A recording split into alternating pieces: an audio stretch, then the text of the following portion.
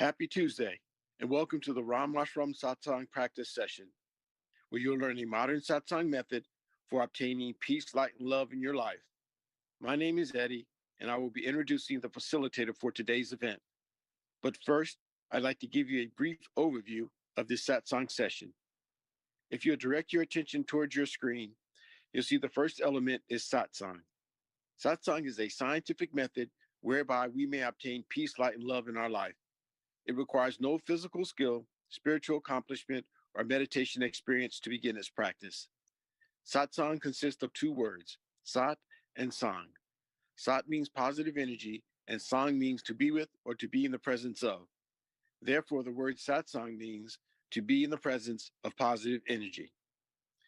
The next element is meditation. Meditation is an important part of Satsang. When we meditate, we withdraw consciousness from worldly objects and direct it inwards to focus on a single thought. In doing so, our minds become calm and our thoughts become pure, thereby allowing us to obtain higher states of consciousness, such as enlightenment, peace, light, and love. Inner orientation. There are two types of satsang, inner satsang and outer satsang. An example of outer satsang would be chanting or attending pilgrimages. When we practice outer satsang, we have the potential to change our behavior, but only through the practice of inner satsang can we obtain higher states of consciousness, such as enlightenment, peace, light, and love. The satsang that you will learn today is an inner satsang where we meditate in silence. Group session. These practice sessions are structured for group participation. When we meditate as a group, our focus is improved and our personal progress along our spiritual path is expedited. By regularly attending these group sessions, the benefits of group sessions, by regularly attending these practice sessions, the benefits of group participation are amplified. Joy and inner happiness. All beings wish to experience joy. Joy is the eternal longing of the soul, but only through the practice of inner satsang can we obtain a joyous state. Each time we practice satsang, our inner happiness gradually increases, ultimately culminating in a state of joy, which we experience 24 hours a day, 7 days a week. The agenda for today consists of 3 sessions: the informative session, the practice session, and the interactive session. During the informative session, a lecture will be given about a satsang topic, the founder, or some relevant spiritual topic. During the practice session, you'll receive instructions on how to meditate, followed by a period of practice. During the interactive session, you have the opportunity to ask questions, or there'll be a panel discussion. And now, I'd like to introduce the facilitator for today's event. He has over 40 years of satsang experience. He is the grandson of Guru Maharaj, the founder of Ram Ashram Satsang. He was born into a satsang family where he experienced his family members obtain states of enlightenment and lead lives of peace, light, and love. At an early age, he began traveling with the mission throughout India, facilitating satsangs. And during that time, he witnessed the positive effects that satsang could have on mankind. And upon arriving to the United States, both he and his wife continued to facilitate satsangs for local satsangees. He has led teams of satsang members in translating important satsang literature into English and has worked tirelessly to make satsang more accessible to Western and English-speaking audiences. He currently travels throughout the United States, India, and England, facilitating satsangs while maintaining his duties as a husband, a father, and an IT executive. Today, he will teach us a rare and ancient form of satsang as taught by Guru Maharaj. Please join me in welcoming Mr. Sanjeev Kumarji. Happy Tuesday. Glad that we're here in Satsang. And today, I'm picking up 2 questions that we'll discuss before we meditate. When I work with the volunteers here and they always ask, so who's your audience? And what's the demographics and so on and so forth. This question, and you can slice and dice multiple ways. Um, so I always come back to, um, you know, this is for anyone who wants to rise vertically towards what Guru Maharaj talked about, ocean of peace, or light, love, and peace. The uh, so one of the FM sessions that I could not attend, but they send me some questions, and these questions have you know I have been discussing them. I've recorded them, and so one of them was balancing modern life with spiritual growth. So in today's fast-paced world, how can one balance the demands of modern life with pursuit of spiritual growth and inner peace? So how is this connected with who is this for? Um, so people who are busy, people who have lesser time. So interestingly, why that emphasis? So um, recently I've been talking to some people who have been pursuing um, chanting. And now chanting, if you really look at it, um, it's about the number. And I don't know how many can relate to that, but sometimes it's like how many thousand chants and how many, even for mantras, it's the same thing.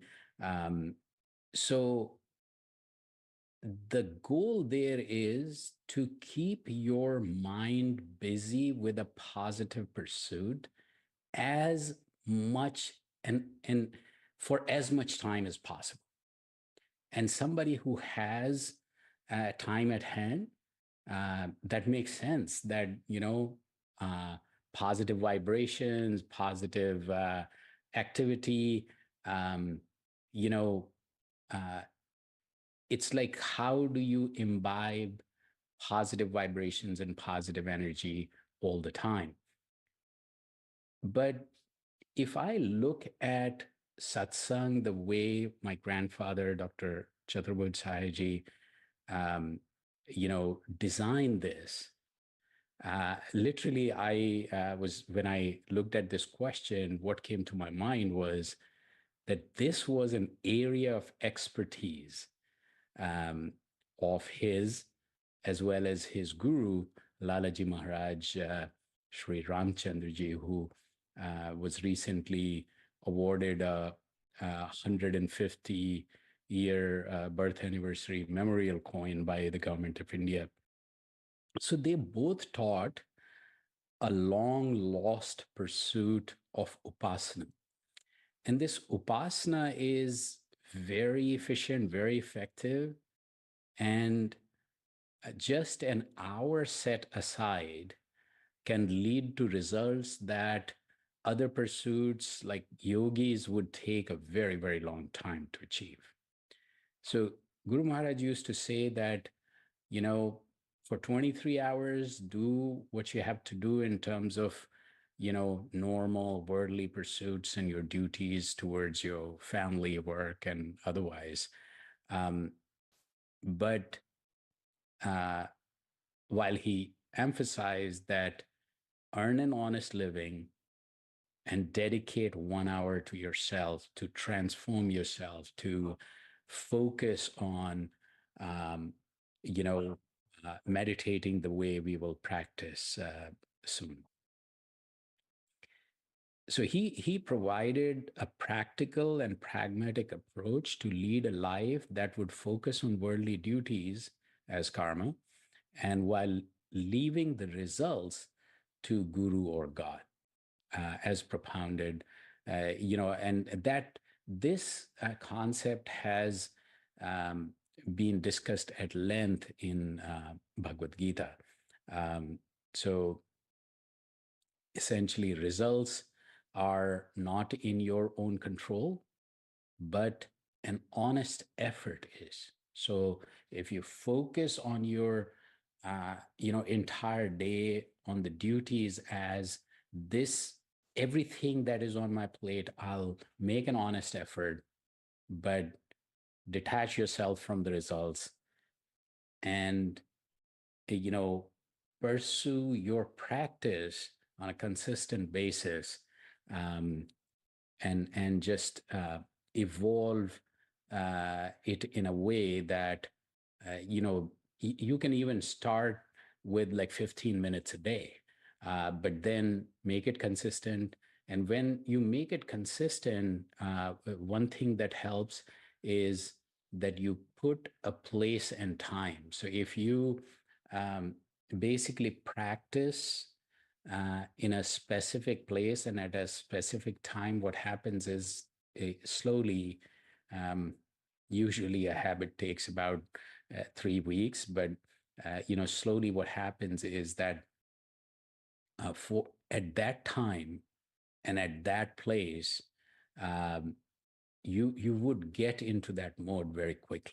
So you will have more deeper meditation, more it will be very helpful. Um, so, associated question, or the next question that was asked of me was practical tips for beginners. For someone new to meditation, what are the most practical steps to begin their journey towards inner peace? And, you know, um, so I think once you get a taste of meditation, and I'm not talking about just, attending a session or two. Once you do that for a little bit, um, if you do it right, um, I think it will just um, be an experience that will grow within you, and soon you will find that it's like anything else, like that you start relying on. I mean, I sometimes talk about this practice as, and we'll soon do this um, practice, and it's uh, embodying transcendental energy. So if you embody this positive, uplifting energy, say, um, before you start your day, so before, the energy draining activities start, you refresh and you recharge. And then at the end of the day, if you, kind of replenish. So whatever negativity or whatever, uh, you know, um, energy that you had stored has, uh, you know, um, uh, has been, uh, it's like you have consumed that, or that has depleted. Again, recharge, refresh, and just conceptually, if you look at it, you start your day with positive energy, and you end your day replenishing and refreshing, uh, and just imagine, like, if you want to embody positive energy, um, you know, your entire day and even your entire sleep is all, um, you know, occupied with positive energy. If we can live like that, um, and again, there was another question about obstacles. I won't get into it right now, but it's easier said than done. But if we take some steps, it's like, if you consistently work out, you will see the results. And once you see those results, you get even more inspired, more motivated to do that. So, um, thinking about practical steps to begin your journey, um, what I was thinking about was that there are many, many ways to calm your mind and relax your mind. And, you know, my grandfather used to say that there are so many personalities, not everything is liked by everyone. So, hence, there are literally like thousands of ways to meditate. Um, and so, there are ways uh, to meditate which directly uh, result in physical and health benefits, and nothing wrong with that, right? um, so um, just sometimes you can do certain quick uh, meditations that would detox, you know and but if I look at Guru Maharaj's approach, his view was, yes, all that is important, so that should be part of your practice, but keeping a higher goal is much better and uh, far more important.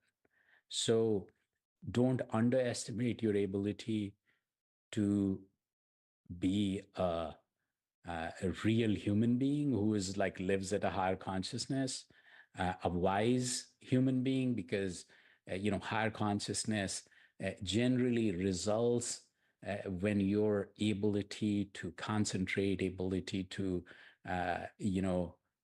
discern, like make decisions, all that goes to a higher level as well. Um, so be someone who lives a life with higher consciousness, a pursuit worth pursuing that will clarify your purpose in life, make you and your environment and your community driven to a common and greater good for all humanity. So, if that was your goal, satsang is still, something to pursue, and we'll get into it shortly. Um, but if I just look at, uh, you know, pure beginner, I would say identify what calms you, identify what gives you inner strength to change your behavior, and also identify what cleanses and purifies your heart.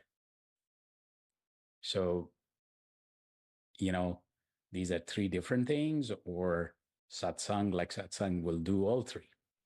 So, and then the question that we started with is like, how much time you got, right?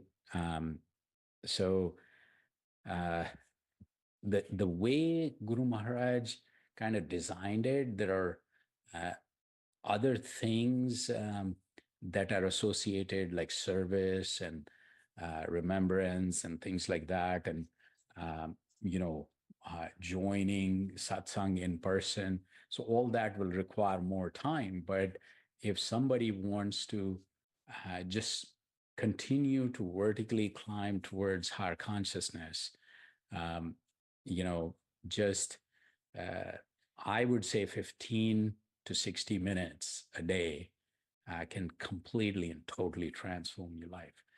And so let's practice it. We can talk a little more about this afterwards. So, um, so yeah, Yuan, could you bring the inner yoga slides? Let's um, talk through this. So basically, um, the four limbs out of eight in Ashtanga Yoga are about meditative practices. I refer that uh, as satsang or inner yoga. So Guru Maharaj focused heavily on these, and he said the other four would follow. If you focus on these, the other four, in terms of changing your behavior, in terms of physical well-being, all that would be far easier to pursue if you uh, have the ability to, control your mind, concentrate your mind. So inward orientation. Um, so two things to start with. One is um, eyes lightly closed, and sit in a relaxed and still posture. So both of those are very important from the perspective of uh, concentration. So um, so we are going to focus on embodying this transcendental energy in form of light. So we want to focus inwards, and to focus inwards, the sensory input through the eyes, and every time your body moves, your distraction, uh, you know, uh, comes in the way. So eyes lightly closed, still and relaxed posture, and then think of this transcendental energy in form of light right here, right now, in front of us. So upasana, as I was referring to, which is what Guru Maharaj and Dada Guru Maharaj talked about, upasana is sitting in front. So here, the goal is not far away. It's right here, right now.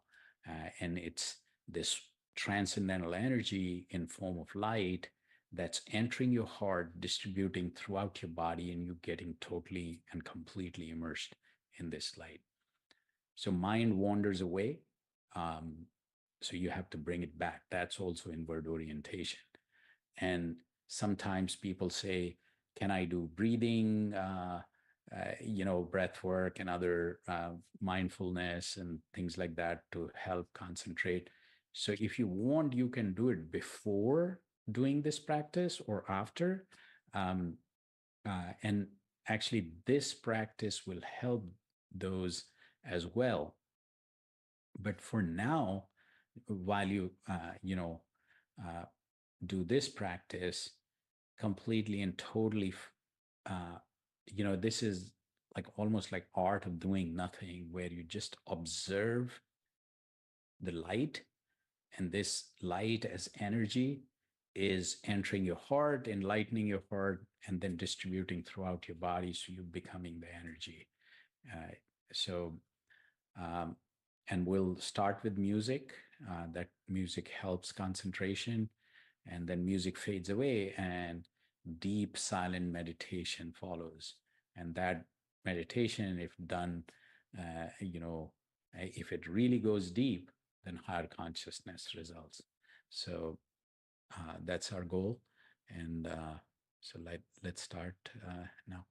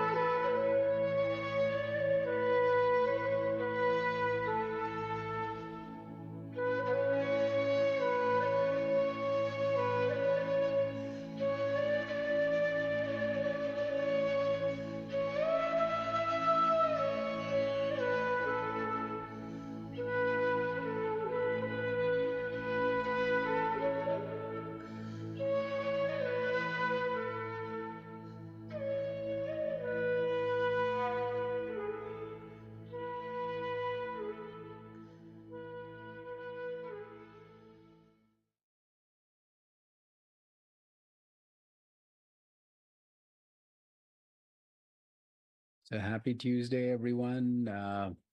I would like to hear from everyone in the interactive session, and if at all possible, use your video as well. But as we have seen this year, my daughter, elder daughter Parul, has been participating. So um, let's open up the post meditation session with her, and then we'll take it from there.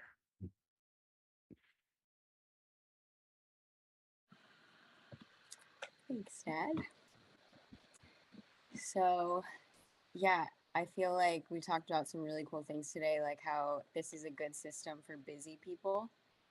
And that, if we don't have hours on end to be reciting mantras or be, actively being in a higher vibration, the system can be really good. But it got me thinking about how, there's been conversations about how our nervous system needs to be relaxed. And I haven't really, seen anything about meditation within that. But I think personally, even with my own health stuff that I've been dealing with, when cortisol is high and when, caffeine is so normalized within a society, especially, the Western society where we're constantly drinking caffeine or we're constantly, having stimulants in our life and going, whether it's, a regular day or a day at work or whatever it is, cortisol can spike and we all have high stress. And sometimes even on days when we're relaxing, we don't know how to relax. And that's kind of why the monkey mind is going off all the time.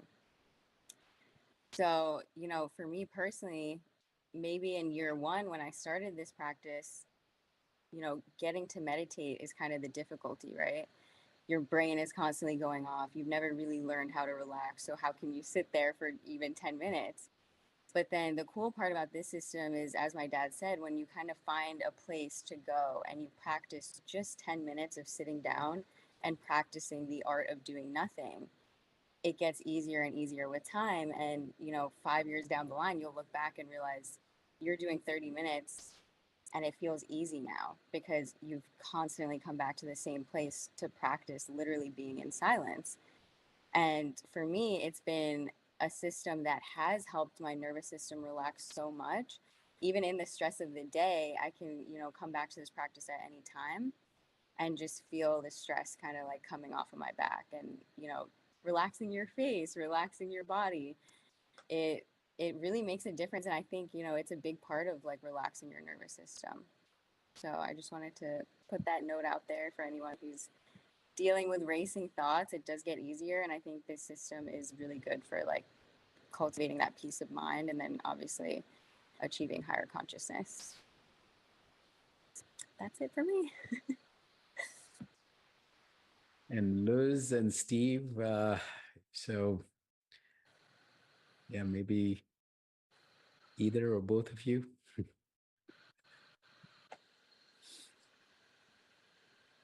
Happy Tuesday, everyone. It's good to see you all. And it's great to meditate with you.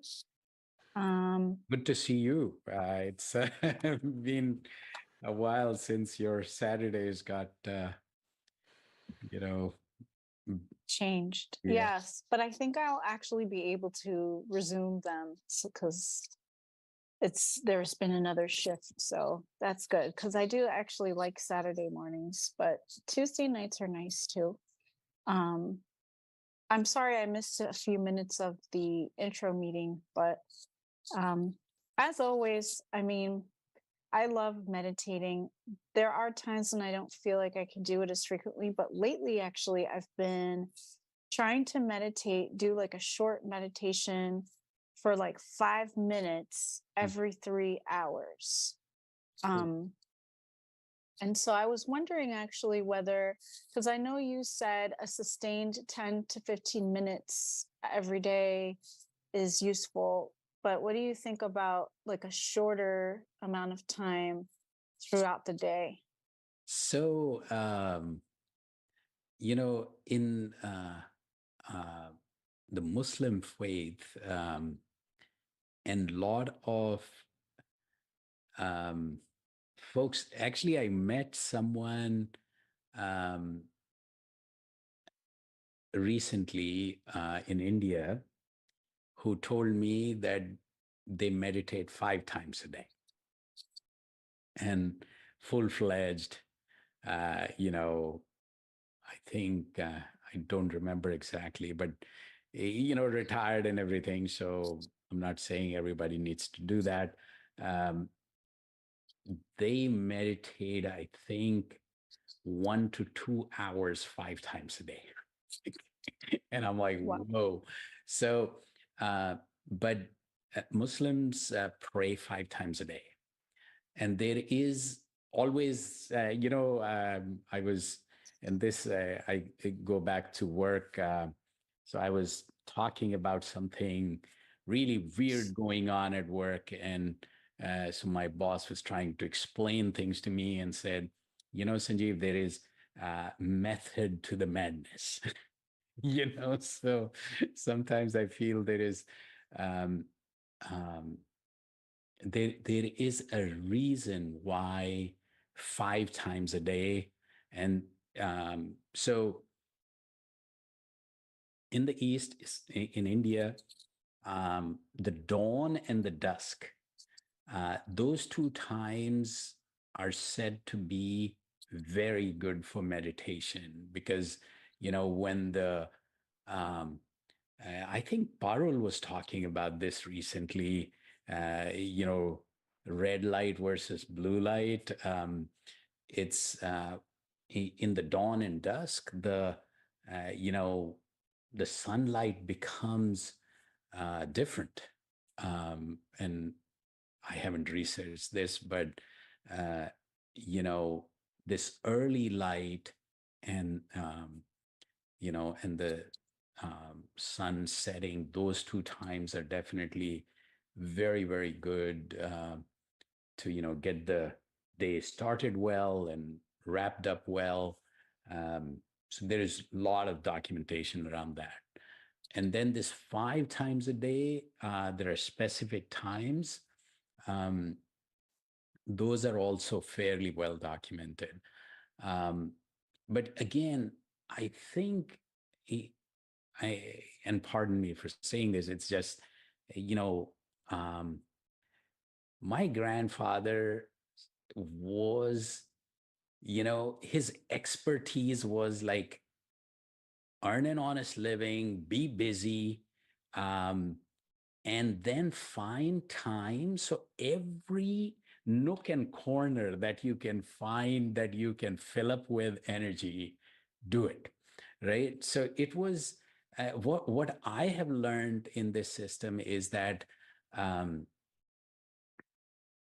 it's um, I, and sometimes is people close to me say that you say things which are so almost opposite to what you're generally talking about. So I mean, my personal evolution was more with the sessions like this, group sessions, um, and um, I actually took um, and implemented what uh, my grandfather actually documented it in his 7-volume book as master the 4 times, um, and you will see amazing results. What are those 4 times? So again, for busy people, he said, every time you eat, right? So any food, lunch, dinner, breakfast, or, imagine that the same energy that you are embodying through this practice, your food is, uh, you know, embodying that energy. So when you consume it, it stays with you, throughout the cycle that the food is with you. So uh, that is one. The second one was while sleeping. So before sleeping, just think that you are surrounded by this positive energy, you're sleeping in this energy. And so he used to say that you convert your sleep also into this, you know, not exactly meditation, but it's like, um, uh, you know, slightly, it augments your meditative practice. Uh, Third was when you're working out, you're walking. So he used to do that. So he used to walk 2 to 3 miles in the morning, and he used to literally converse with his guru, inspired by that. And then he used to write afterwards. And then the fourth um, thing was to convert all idle time. It's like any time that you are not doing anything else, just think that you're connected, you know, getting energy, and you're, you know, so it's a lighter version of this meditation. So, but you know, I mean, eh, I always find the way you approach things is very, very positive. So, you know, keep doing that, and give us some feedback later on. Thank you. Yeah. It actually, what I'm doing is a kind of like a blend between just sort of the meditation practices and tools I've learned from other faiths and then my faith. My faith actually has, it's a little different, but the Catholic faith, the the monks, they have to observe that, like, so they have like a morning, early morning dawn practice, like, so every 3 hours I think they stop whatever they're doing, and I mean, they incorporate like biblical readings and stuff. So sometimes I do that and sometimes I don't. Like sometimes I just do the 5 minutes with a bell. But so like I was inspired by that a little bit, like the discipline, and because I was falling off of that for a while. So I felt inspired by the disciplined, much like the Muslims with the 5 times a day. Except of course they, you know, everyone does that, not just like monks in that faith, but which is impressive. But yeah, I feel like it helps. And then I love Gregorian chanting. So that also I do like a 3-minute Gregorian chant, and then then I do the silent meditation, much like we do here, which is I find very helpful. But it was just like 5 minutes silent meditation. So I find that it helps actually, because I've been working on something a little bit challenging this week and last week, and my anxiety levels were increasing, but this sort of disciplined approach to meditation throughout the day has helped me to calm down. So yeah, it's really helpful. All good. And actually, Guru Maharaj has documented that when you do these mantras, if you follow, you know, that with some silent time or silent meditation, then you actually absorb that energy even more. So, wow, that was cool. So, Steve, what's the word today? How are you doing? I'm doing well. January is a tough month living in Minnesota. It's cold weather. Oh, believe it or not, even Virginia was very tough last, you know, week or so. Yeah. The wind chills. And I just always feel like my chest and head caves in January at some point. The cold just like sucks the life out of you. And I get up the same time every day at 4:20. I CrossFit from 5:15 to 6:15 every morning, and it's just physically it cleanses my body. It relaxes me because I'm very type A, high strung. So when I get up in the morning, I listen to music something that's going to motivate me. So the last week or so, I listened to the Foo Fighters, and and there's a stanza where they say, "I'm a new day rising. I'm a brand new sky to hang the stars upon tonight." Mm-hmm. So I kind of use that to try to be inspiration, to be light. So I've probably said that a million times this month just to get myself going. But I like what you said to start tonight about just to leave it to God and to really kind of trust in process versus results.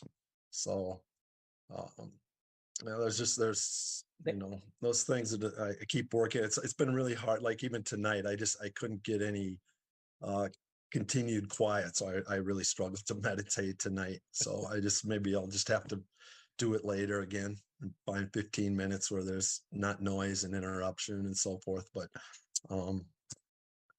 Yes, I keep working at it. yeah, I started this online sessions around 2003-4 when the quality of the technology itself was so bad that noise and all kinds of noise would come, and people who would sometimes, like in India, there will be like uh,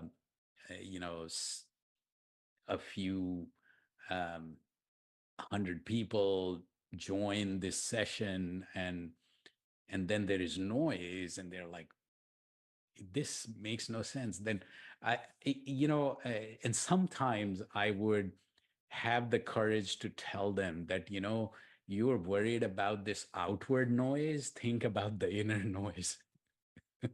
So what you're talking about, it's like um, people who like you, who make an effort to join these sessions, you're meditating. Imagine, like I sometimes imagine like people who um, don't use that. I mean, but there are always, I think, people have their own ways of tackling the monkey mind, but inner noise is very, very hard, even for people who have been practicing forever.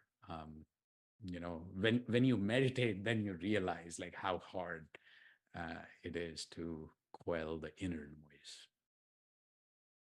I was going to mention too. I've been reading this book by Khalil Gibran Oh, wow. called The Yeah. Prophet, Uh-huh. and I've just enjoyed that. And I was talking with you a little bit about teaching the other day too, and just people that has to be within them to receive what's being presented to. So I just think with as a teacher and doing what you do, it's just sometimes you don't always realize the impact you have. So I want to thank you again for your time and your leadership tonight. No, totally. I think, see, I don't know, there was some discussion that was going on. Um, so the backdrop was that, but what I was thinking was that what if uh, we, if we are a doctor, we really think about that we're serving the people. If we are a teacher, we're serving in ways that, almost like the next generation.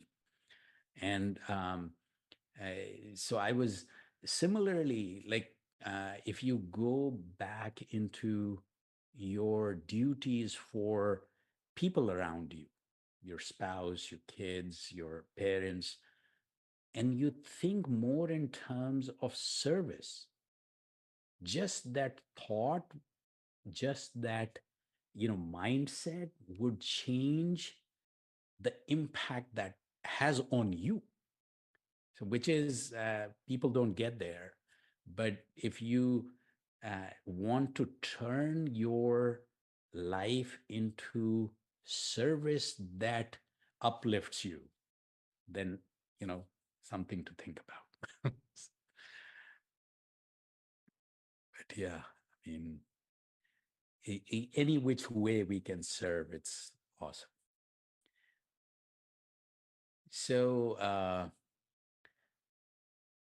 Akbar, you joined once we had already practiced. So maybe, if you want to stay back, I can sit with you for a little bit, tell you how we practice, or if you can join another session, either way is fine. And Yeah, sure. Because I'm new in this group. yeah. Firstly, I have to understand what are you practicing and what is the idea behind that. So where have you joined from? I'm from Canada, Where in Canada? Mississauga. Yeah, because I go every year to Toronto for an in-person session there. Okay, great. Yeah. All right. Whenever you came here in Toronto, just inform me. Yeah. Next I'll try. time. Yeah. Actually, yeah, I could even send you some information. What am I forgetting? What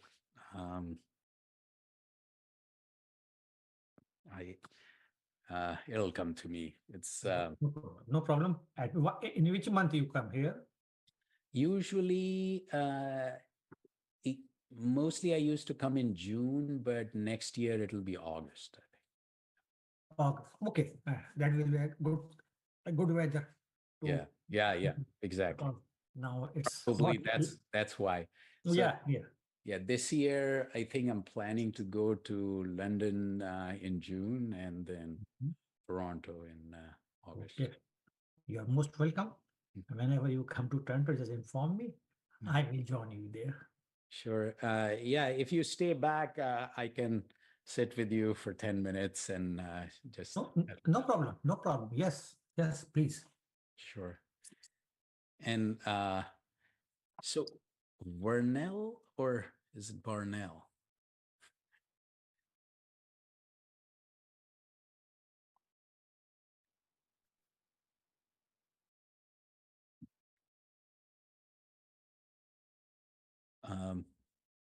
And Solette? Hi, everyone. Hello.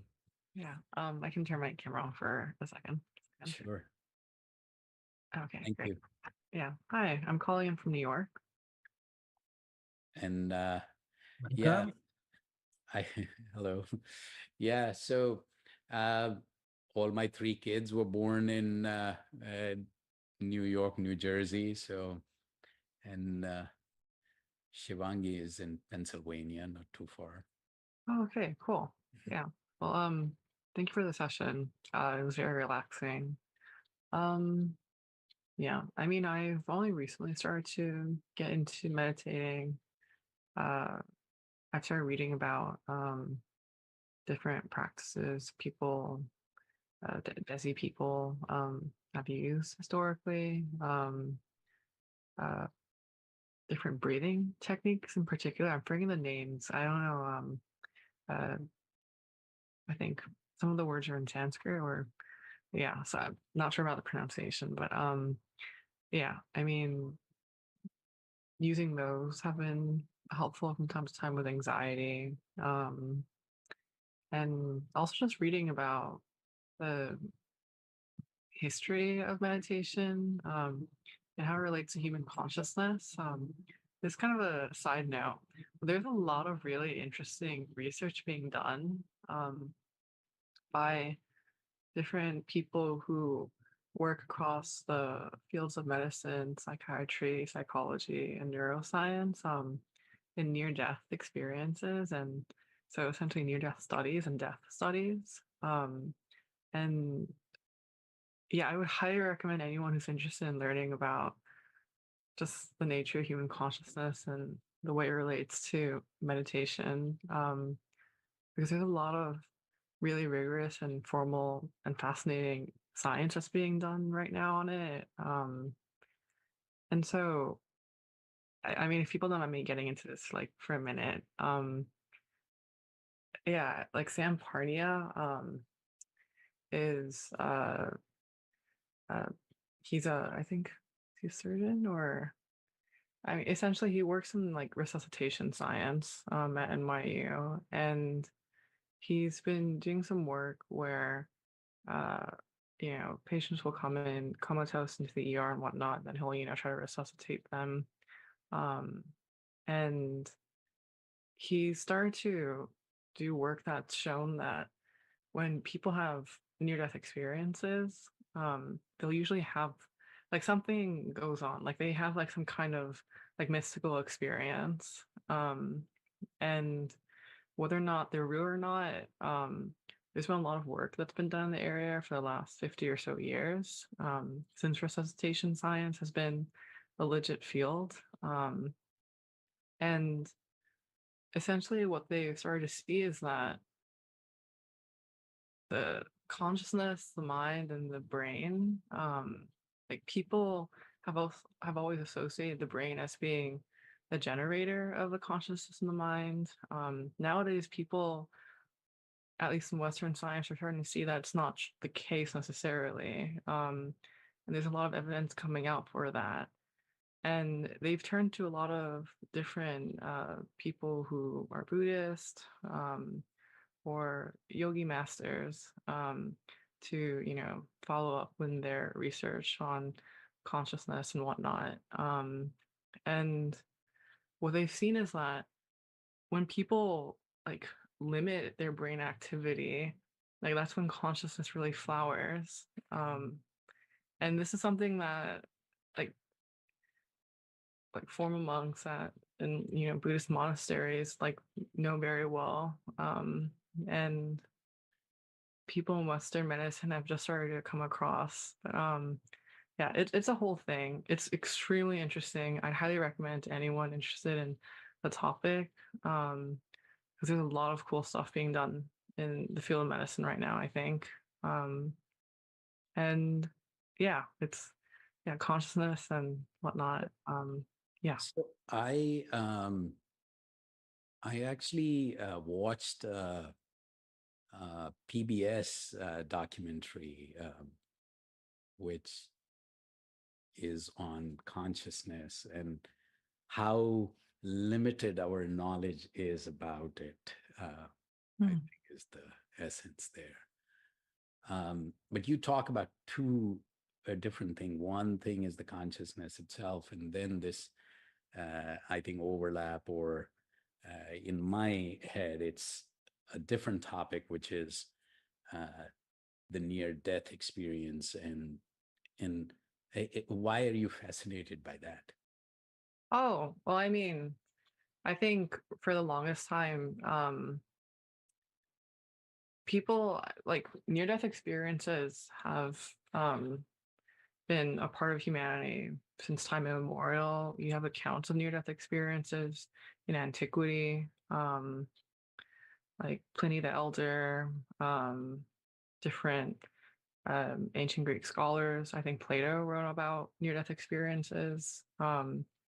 And so you see this across time and throughout world cultures. For the longest time, people, you know, and I think even now, treat the phenomena as with a lot of superstition. I think in part, the Western world, well, in large part, has to do with that culture. Mainly because I think historically the split between like the church and science, right? Like, science is where all things rational are, and churches, yeah, it's just like, like made up like fairy tale nonsense, etc. And so we have this like very like material, like hyper materialist culture, that has these like historical roots, where the spiritual, any form of, mystical experience, anything beyond the material is treated as, nonsense. It's, it's complete rubbish.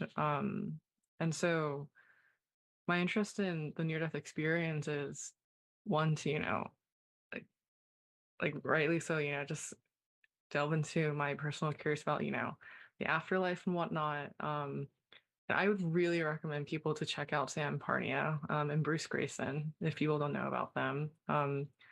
Yeah, they've been doing like some amazing work in the field. But yeah, it's enough to say that there's evidence that, the death is not necessarily the end of the mind, based on different lines of evidence that they've come up with. Like you'll have people who have out of body experiences when they have near death experiences. They come back and then they can tell doctors what happened while they were, comatose. Oh, like you were the person who was operating on me. I saw you do this and that to me. I also, left my body and then, travel to these areas, and they can, like accurately account. I think what, like 96% of the time, like a very like high rate, as to what's going on when, for all accounts, they're physically dead, right? Like, they're at cardiac death. And so yeah, I mean, there's a basically there's a lot of work being done now as to, like, what death is, like, the boundary between life and death. I think for the longest time people thought it was a binary. Nowadays, we don't think that's the case at all. Right? Like, when you think about death, what is it? When your heart stops. But does that mean you can't be resuscitated? Does that mean, your brain cells, or the other, parts of your body, like all the cells unrecoverable? That's not the case. So like what's the boundary, right? It's a process, right? And so like the binary notion is outdated. And scientists now are starting to recognize that. And in terms of practical medicine, it's helpful because now we can figure out ways to better revive people, and just do a lot of great work in terms of CPR and whatnot in that regard. But Wow. also to like systemically and rigorously and scientifically explore spirituality with science, right? Like, the two are not fundamentally incompatible. Um, And yeah, the question of, human consciousness, it's a big mystery and always has been. So And yeah. have you studied the ayahuasca effects also, the research that I think Johns Hopkins and other folks are doing on how the Oh, out of body experience and stuff like that? yeah, yeah. I mean, like I don't have formal training in this. I'm actually a grad student at Columbia, in political science, but like, yeah, like my work like has to do with like the philosophical element of this and whatnot. So I have like that background, but not medicine. Uh, yeah, but yeah, no, yeah, exactly. Like, yeah, I've read the John Hopkins studies. So cool. Yeah, and I'd recommend anyone else who has an interest in this to check it out because it's fucking amazing. It's like it's unbelievable. And it's so refreshing to see scientists finally not be so anti-intellectual in terms of like the materialist attitude, right? And just totally rejecting any notion of the spiritual life, and human consciousness and So how do existence you in reality as a part of it. Yeah. pronounce your name? Oh, so let. So lit. Yeah. So awesome. Yeah. Sorry, I went on for a bit. Yeah. No, that's all right. Actually, so my grandfather wrote a small booklet called, um, you know, Death and After, and Oh. and in his 7-volume book and his spiritual experiences, um, and interestingly, his guru's guru was a Sufi saint. Um, so uh, in there they talk about how one, like death, is one of the biggest fears. So even if you like don't go into the deep spiritual aspects, it's like death is one of the biggest fears that humans have, and mostly.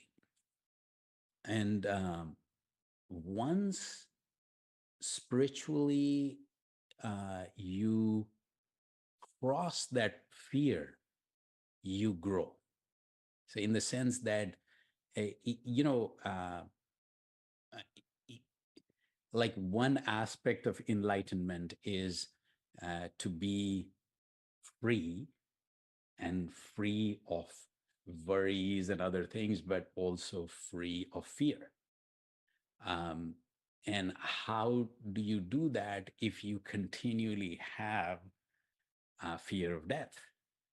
So gurus used to um, take you through a process where you would kind of go through the experience and come out on the other side, where you no longer fear the death because you have gone through that um, experience. And so it's fascinating. Uh, I somehow feel that the focus ought to be in imbibing and embodying positive energy and utilizing that to change yourself for better and changing others for better. I prefer to focus that way, but these are obviously very fascinating aspects of, spiritual. Um, Spiritually, you can, I mean, it's like the dimensions that you can go into are just phenomenal, way, Yeah. way beyond the physical world. Yeah, absolutely. And I mean, yeah, I guess just to say a little bit more on this, it's yeah, when you start to seriously consider what exactly is like the foundation of human existence, right? If it's beyond material, and how consciousness operates in such a dimension, right? So I mean, yeah. have you heard of, because some people have started talking about like gravity, uh, consciousness is uh, existing everywhere, and it just like, because when something is falling or when you try to move, then you feel it, but it was always there. So consciousness as something that, uh, you know it's a continuum, it continues to exist. Um, yeah, I mean, I guess if I'm understanding you properly, yeah, I think there are a lot of people in physics right now who are doing that kind of work. Um, uh, like currently, like we have this model of looking at our reality in terms of space and time. And there are people right now who are pushing against that. They're saying that's not like the foundations of how we exist. It's through consciousness. And it's pretty complicated, and like I think it's above me to explain. Yeah. I would really recommend like people looking it up and seeing Yeah. what experts who have been pursuing this work for the last few decades are saying. Um, yeah, because I think like our culture is changing, and the attitudes of intellectuals and scientists alike are as well, and to our benefit, which is great. But Awesome. yeah, if anyone So, wants to just like check out NDE research, like please do so, because yeah, yeah, I Parul. think it's really beneficial just to like Yeah, learn more about the spiritual. Yeah. yeah. Parul just looked it up. So yeah, definitely we'll talk more. We have these sessions every Tuesday at 7 p.m. Eastern, and every Saturday at 10 a.m. Eastern.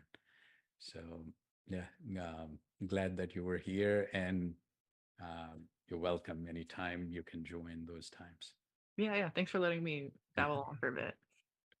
No, please, always. So, Anita ji, anything before Eddie tries to wrap up for us?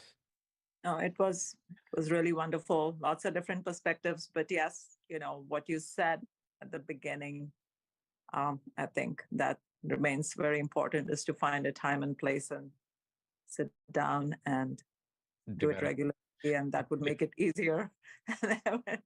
So we need to keep working. I need to keep working on that. But it was very nice, a very good session. Even I need to keep working on that. It's just, it gets so busy. It's not easy. Constantly, but good to see you. Good to see everybody. Yeah, same here. Yeah, it was a great session, and thanks, Solette, for so I think she has. So, Parul, can you pick the name of the book from the chat? So, Eddie, what's the final word? There's a lot said. I don't have much to offer. I'll just be very brief. You started off with what is the target audience? The target audience is the world, right? Because everyone in the world is seeking for that happiness and joy, whether it be through material things or whether they realize the spiritual path and seek it there. So what we do here is we provide the end goal, if you will, or the achievement of happiness and salvation, liberation, whatever you wish to call it, through what we call satsang and the spiritual path. And so that's what we provide here. And as Sanjeev ji has laid out, there's a process that we use. It's a scientific process. It doesn't matter what religious faith you belong to. It's very simple to perform. You can participate in it and keep your regular work and school schedule without any problem. And you'll get to the ultimate state, what we call, like I said, salvation, liberation, but we also call the natural state. And that's where we experience the joy and peace that everyone in the world is looking for, but don't really understand or know yet. In doing so, we cross those 5 regions. And one of the regions is the region of knowledge, and we can say we start to understand truth at that point. And truth is kind of maybe not fully understood, but all of the topics that we talked about today in terms of scientific knowledge and so forth, and consciousness and physics and all these things are known, and not even just known, but seen, if you will.